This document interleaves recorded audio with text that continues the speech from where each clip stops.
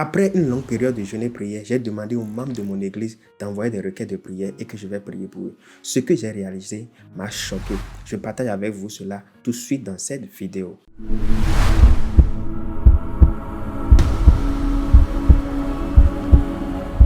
Salut les amis, moi c'est Daniel Dessoutien, je suis un enfant de Dieu, je suis un entrepreneur, je suis un vidéaste. Pour ceux qui ne le savent pas, un vidéaste c'est quelqu'un qui est chargé de faire des vidéos. Je suis monteur vidéo, cadreur, etc. Donc ici sur notre chaîne YouTube, nous parlons un peu de toutes ces choses, de la relation avec Dieu, de l'entrepreneuriat et de la vidéo bien évidemment. Donc ce que j'ai réalisé qui m'a choqué, voici. Lorsque j'ai pris les requêtes, j'ai commencé par lire. Tu vas voir les jeunes hommes prier pour avoir une voiture. Dieu n'a qu'à faire que nous allons déménager, ainsi de suite. Dieu n'a qu'à faire en sorte que le tout avait rapport avec la réussite, les besoins de la vie, acheter un nouveau frigo, ainsi de suite. Il n'a qu'à avoir la promotion dans ce boulot, c'est ça. Mais il y a quelque chose qui m'a choqué. C'était les requêtes des vieillards, les pépés, les mémés. Ah, j'étais vraiment sous le choc. Les pépés ne priaient pas pour avoir une voiture. Les mémés ne priaient pas pour avoir une belle maison. Non.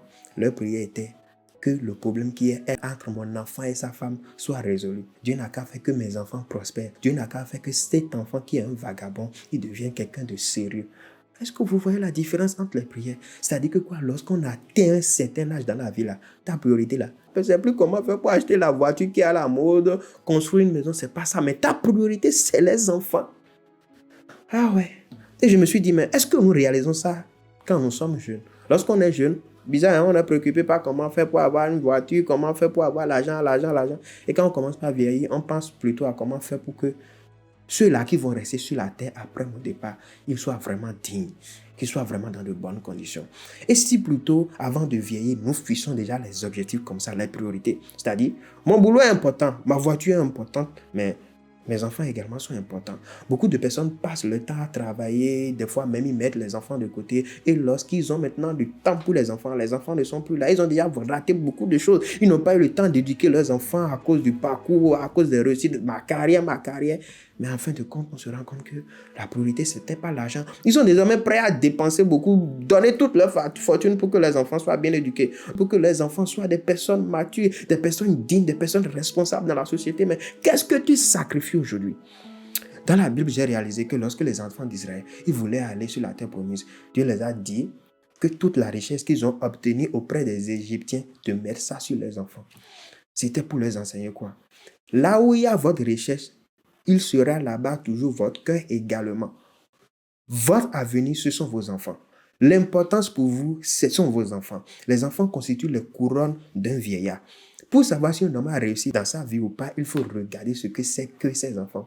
Est-ce que vous comprenez ce que je suis en train de dire? Non, pour pouvoir ne pas avoir de requêtes demain, pour pouvoir avoir la chance de réussir, de ne pas finir seul comme beaucoup de pépés, beaucoup de mémés, je pense il est impératif que déjà dès maintenant, nous commençons par positionner les choses qu'il faut. Nous commençons par mettre les piliers qu'il faut afin que demain, nous puissions nous reposer sous cette maison qui constitue nos enfants. Cela est important et primordial. Aujourd'hui, je voudrais juste attirer vos attentions sur cela.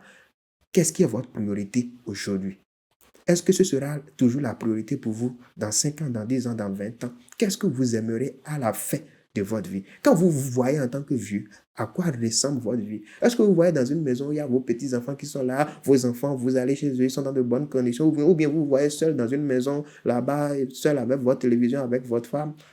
Pensez-y maintenant et travaillez-y maintenant parce que quand vous serez vieux, vous n'aurez plus beaucoup de capacités, vous n'aurez plus beaucoup de temps, vous n'aurez plus assez de force, que ce soit physique ou financière, parfois vous n'en aurez pas. Donc c'est maintenant qu'il le faut que Dieu vous aide, qu'il vous accompagne. Vous voyez les choses telles que Dieu les voit. Passez une excellente journée.